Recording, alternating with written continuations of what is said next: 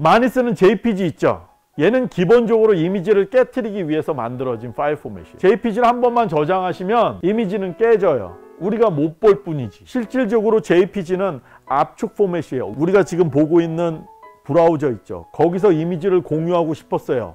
어떤 과학자가. 그런데 여기다 공유를 하려니까 그 당시에 네트워크 속도로는 사진 한 장 보냈는데 너무 오래 걸리는 거야. 그래서 이미지, 형태라도 보내면 좋으니까 형태라도 보낼 수 있게 최대한 이미지를 압축해보자.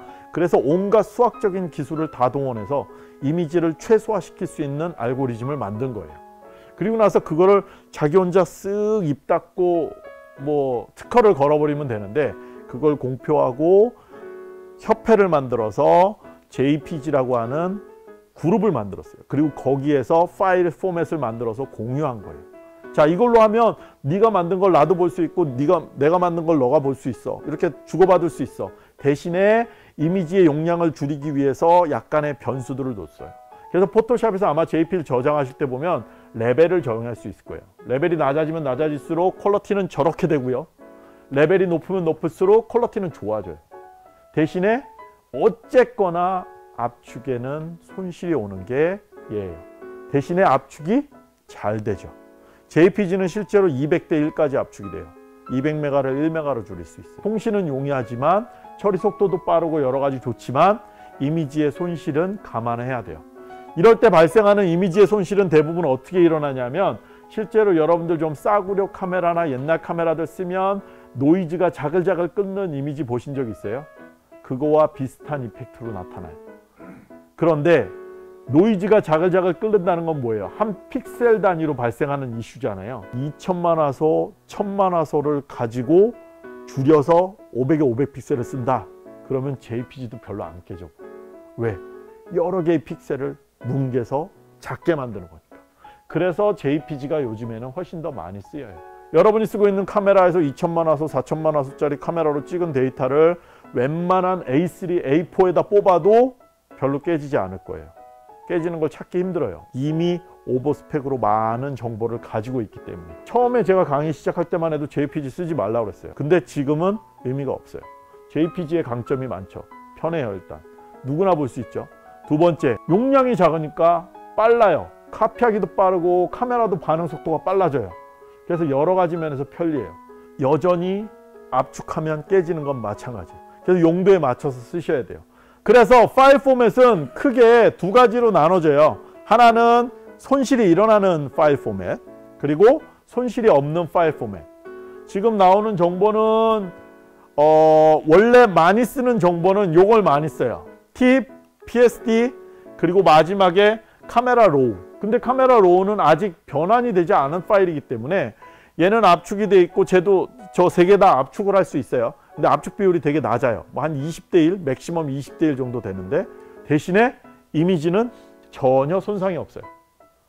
이건 수학적으로 파일 자체를 압축하는 방법을 써요. zip 파일처럼. 얘네들은 압축이 안 돼서 좋긴 하지만 용량이 커요. 이미지에 손실이 없기 때문에 좋긴 하지만 관리하기가 힘들어지는 거죠. 그래서 최종적으로 꼭 필요할 때는 이 포맷을 사용해 주셔야 되는데 그렇지 않을 때는 JPG로 공유하는 것도 하나의 방법이에요. 그래서 대표적으로 얘기할 수 있는 게 팁 파일이에요. 팁 파일은 라이센스가 없어요. 왜? 만든 회사가 부도나서 사라졌어요. 그렇기 때문에 모든 사람들이 데이터를 공유하는데 문제가 없을 정도로 오픈되어 있는 소스예요. 그래서 팁을 많이 써요. 또 하나의 장점은 태그드 이미지 파일 포맷이라고 되어 있잖아요. 저 파일 포맷 안에 여러 개의 이미지를 넣을 수 있어요. 그래서 레이어 개념을 저 파일 포맷에 집어넣을 수가 있어요. 그래서 여러 이미지를 동시에 관리할 수 있고 그래서 이 파일 포맷을 많이 써요. PSD는 포토샵을 위한 파일 포맷이에요. 디지털 이미지에 관련되어 있는 모든 기술, 픽셀의 개념, 뭐 픽셀을 뻥튀기 하는 거, 샤픈, 뭐 레벨, 커브 이런 개념을 처음으로 만든 사람들을 다 돈 주고 사고 영입해서 만들어 놓은 소프트웨어가 포토샵이에요. 디지털 이미지 태동기부터 시작해서 새로운 기술이 나올 때마다 녹여 있는 프로그램이에요. 저도 어도비 되게 싫어해요. 맨날 돈 뜯어가잖아요. 그런데도 불구하고 쓸 수밖에 없는 이유는 개론적인 것을 해결하기 제일 좋아요. 그래서 PSD 파일이 많이 통용되고 많이 쓰는 거예요. 쟤는 팁이랑 구조적으로는 동일해요. 그런데 플러스 포토샵의 기능들이 몇 가지 더 기록에 남을 수 있어요. 어드저스트 레이어라고 해서 색깔에 대한 변형 정보 뭐 이런 것들을 추가로 담을 수가 있어요. 그래서 많이 사용돼요. 그리고 로우 파일, 얘는 좋은 방법은 아니에요. 왜냐하면 나의 의도가 반영되지 않은 상태거든요. 그래서 얘는 작업하기 전 단계라고 생각하시면 돼요. 그럼 압축을 했을 때 깨지는 파일 포맷은 뭐가 있을까요? 대표적으로 JPG, 그죠? JPG는 워낙 보편적으로 쓰이고 있기 때문에 많이 활용해요. 요즘 PNG 많이 쓰죠. PNG는 어떤 데 사용되는 거냐면 JPG는 철저하게 비트맵 이미지, 다시 말해서 사진에 활용되기 위해서 만들어진 거예요. PNG는 이렇게 해놓으니까 문제가 좀 있어요. 아까 압축하면 깨진다고 그랬죠. 깨질 때 전체적인 이미지들, 사진은 괜찮아요. 깨져도 형태는 알아볼 수 있으니까. 그런데 선이나 면이 있는 애들은 어때요? 깨지면 선이 점선으로 바뀌거나 면이 지글재글해지거나 이렇게 되거든요. JPG로 저장하면. 그래서 그걸 최소화시키도록 압축하는 방법으로 개발된 게 PNG예요. 그래서 만약에 이미지에 일러스트레이션이 섞여 있거나 이런 것들이 있으면 PNG 파일도 좋은 방법 중에 하나예요. PNG 파일도 많은 쪽에서 활용되고 있으니까. 그리고 또 하나 GIF라는 파일 포맷도 있어요. 얘는 어떻게 압축하냐 하면 색깔의 개수를 줄여요. JPG보다는 많이 줄어들진 않지만 손실은 엄청나게 많이 돼요. 색깔이 단순화되니까.